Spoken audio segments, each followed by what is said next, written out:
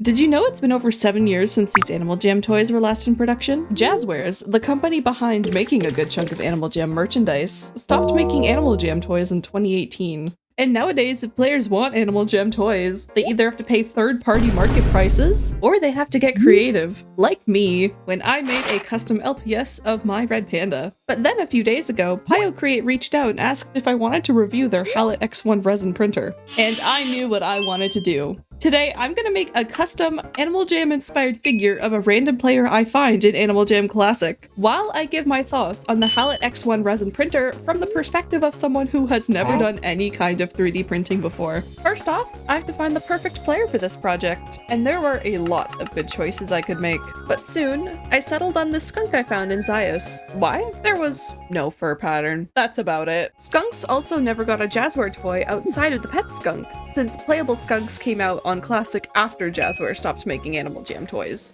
So hopefully I do this toy justice. After picking out the animal, it was time to get into the sketch. I don't polish this drawing too much, as the meat of the work will be done in the sculpting stage, but I wanted to make sure I got all the details correct. I chose a sitting pose for stability, and once I had the front view all sorted, I quickly make a sketch of the skunk from the side. It's not a necessary step you have to take when 3D modeling, but having a strong blueprint to follow does make modeling easier. Plenty of people work off of one concept though, or none at all. It's really up to preference. And now we move on to the modeling portion of this project. I will be using Blender, since it's free and I'm familiar with its controls. My modeling process is a little chaotic, and I will do my best to explain my process. One of my favorite methods of modeling is using the subdivision surface modifier. With this modifier enabled, I can shape my base cube to mold this new shape however I want. This is a really easy method of modeling, and I use it to block out the body with ease.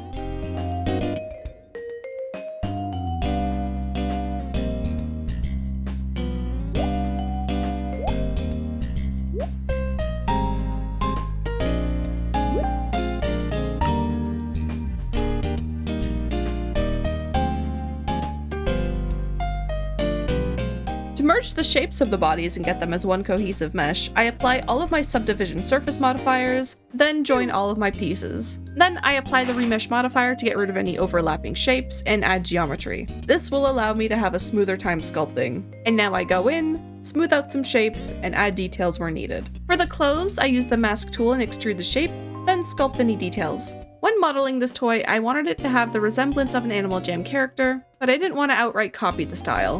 One of the features of the Halot-X1 is its 16K resolution printing. So to put that to the test, I wanted to sculpt with a little more detail than the standard Animal Jam style. Also, if you sculpt in Blender, save often, as one little mistake could crash the app. This happened several times during the modeling process, but now I'm gonna speed over the rest of the modeling. I spent around 8 hours total sculpting, and I know we don't want to sit through all that. If you want to learn more about Blender, I recommend videos from Ryan King Art. His explanations are super easy to understand, and one thing he does is he repeats the shortcut keys he uses out loud, and that definitely helped me with memorizing my keybinds. I'll link a few helpful playlists in the description from him.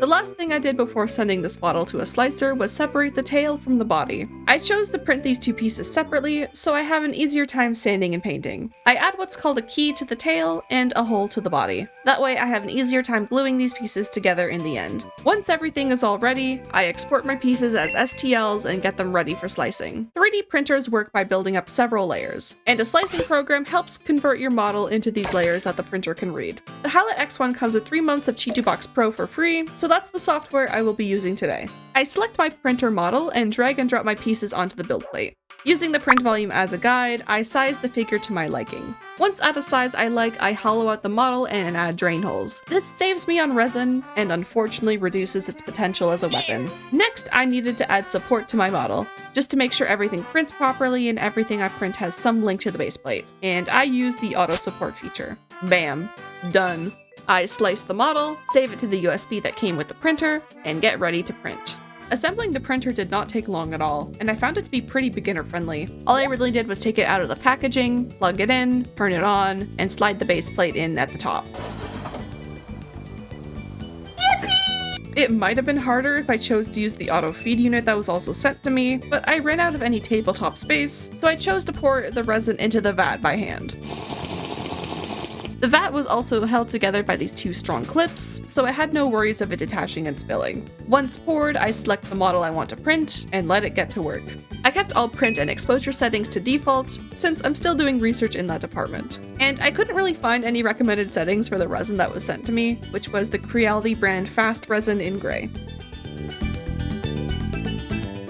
A big problem with resin is how toxic it is. Not only the fumes, but also if it comes in contact with your skin. The machine did come with gloves and a couple face masks for safe handling, but I recommend investing in a heavy-duty vapor mask, as well as keeping a box of gloves on hand, since you'll be going through them a lot. Another problem I had was I could not have a properly ventilated space without it getting really cold. It's winter, and I'm Canadian. A space with lots of ventilation means it's gonna get cold. And resin can't get too cold or else it thickens and won't cure properly. Here's what my setup looked like. It's beautiful. By the time this video comes out, I'll have a better print station with one of those enclosed ventilators. I knew going into this I would need proper ventilation, but I'm definitely going to take better precautions going forward. And if you do want to start resin printing yourself, just know the risks and do lots of planning. You don't want to put yourself or anyone you live with in danger. But after almost 6 hours, the print is done. For my first ever print, nothing failed surprisingly, but after getting the prints off the build plate, it was time for cleanup. Pouring the resin back into the bottle was pretty easy, as this spout and plastic spatula make it a lot less stressful. And the only thing I found difficult to clean was the build plate. See, while the quick release feature is great for quickly getting your models off the build plate, it's also a pain to fully clean if you're just wiping it down, as you might still have uncured resin in between these grooves. So it's gonna need extra attention to clean. Once I had a decently clean workspace, I start to remove most of the supports on the figure. I remember reading about using a heat gun to warm up the supports and make them easier to remove, so I got a little bit of assistance. Can I have some help? Hey guys, look with me today to blow dry my craft. It's gonna be so much fun. Yeah, if you do this, I would recommend getting some heat protective gloves because this was definitely not safe on my hands. But it worked. Then I give them a wash and cure with the station Creality also sent to me. This worked like a charm and I have no complaints about it at all. And soon I have these two pieces to work with. I'm so impressed with how accurate this looks to my original 3D model. It's like I pulled the model through my screen. But now we have to prepare this model for painting. First off, I remove the last of the mini supports and sand down the bumps and holes the supports may have left. I use a mix of my rotary sander as well as some sanding sponges. During the great support removal, we had a few casualties. I broke a flower. No! It's on me for not being careful while removing the supports, so I use epoxy putty to help fix these spots. After a final round of sanding, we are ready to prep and paint this figure. First, I spray a few layers of primer onto the model. Oh, yeah. Of course that'll happen. Of course. And here is what that looks like. It's so satisfying to see the blemishes and sand marks melt away, and now we can enter a flow state and start painting in the details. This character has a pretty cohesive color palette, and it was really nice to put together. So as you see here, I started painting the tail, and I was being so careful. I spent a whole day painting the tail alone, and when I sat down to edit this video, I realized I got the colors on the tail all wrong, and I spent another whole day repainting and touching it up. For this figure, I'm using good old craft paint thinned down with some water. That way I can build up lots of thin layers and get a smooth finish. There's not really much else to say about my painting process, besides having to go back and retouch certain areas due to my sloppy paint job. I'll hopefully get steadier hands the more I make mini crafts. Alongside being a big fan of custom toys, I also loved watching people make polymer clay sculptures, especially the Five Nights at Freddy's ones. I ate those up like candy, and soon I was playing with air dry clay almost every day. I tried to follow those polymer clay videos along as best as I could, and while my results weren't of the same standards, my FNAF obsessed friends loved them, and I would often make them their favorite animatronics. And then recently, with 3D printing becoming more popular, I've been seeing a lot of people make custom figurines and toys, and it really ignited that spark I used to have for figure making, and now I'm doing just that. Yippee! I'll let you watch the rest of the painting process in peace.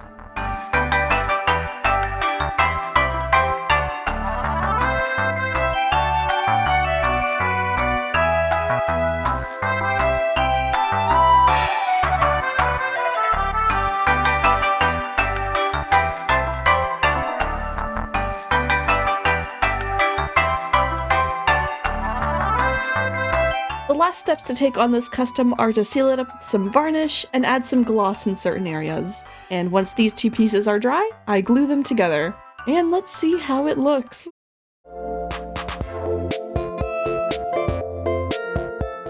I wouldn't say it's a masterpiece, but for my first ever custom figure, I'd say I did a good job. I think in the future I would probably separate the pieces more with keys and then assemble it in the end for a cleaner finish, but I wanted to keep things simple for this project, and it's a nice addition to my collection. Overall, I had a smooth time working with the Halot-X1 resin printer, and I want to thank the people over at Piocreat for reaching out and sending it to me, as I had a wonderful time working with it. If you want to check this printer out for yourself, I'll have a link in the description. And I hope to see you all in the new year, and have a wonderful holiday! Bye bye!